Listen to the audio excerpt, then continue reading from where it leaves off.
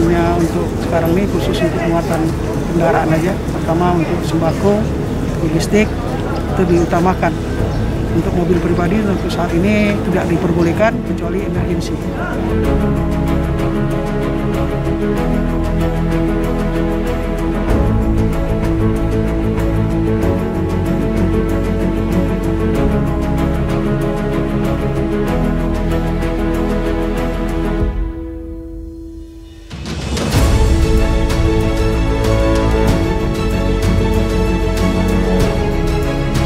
Jadi setiap penumpang yang akan naik di atas kapal didata dulu dari mana dia tujuan kemana ke Sabang.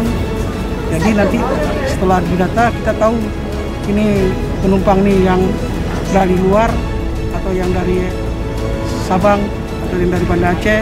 Jadi terdata semua.